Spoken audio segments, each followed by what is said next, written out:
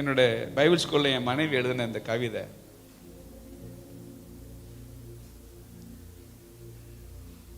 பூரண சர்க்குணராகிய உம்மிடத்திலும் ஒரு பலவீனம். ஆண்டவர் யாரு? பூரண சர்க்குணர். ஆனா அவற்ற ஒரு வீக்னஸ் இருக்கான்.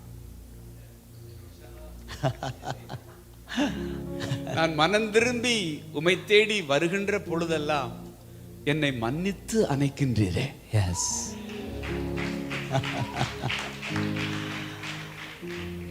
நானும் போராடித்தான் பார்க்கின்றேன் உம்முடைய இந்த பலவீனத்தை கற்றுக்கொள்ள, ஆனாலும் முடியவில்லையே என் பூரண சர்க்குணரே.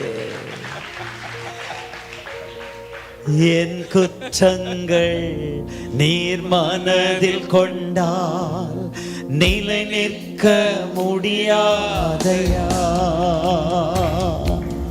மன்னிப்பு தருபவரே, உம்மை தான் தேடுகிறே. எபினேசரே, எபினேசரே, இந்நாள் வரை சுமந்தவரே. எபினேசரே, எபினேசரே, என் நினைவா இருப்பவரே.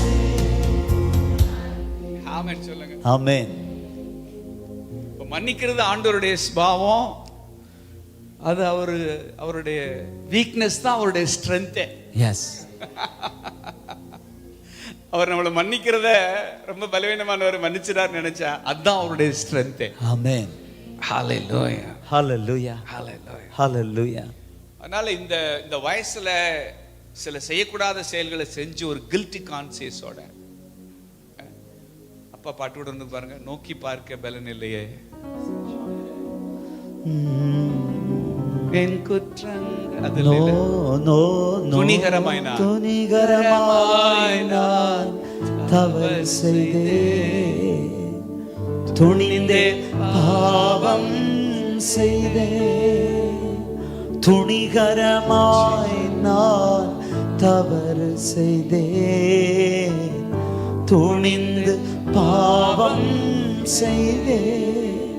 நோக்கி பார்க்க பலனில்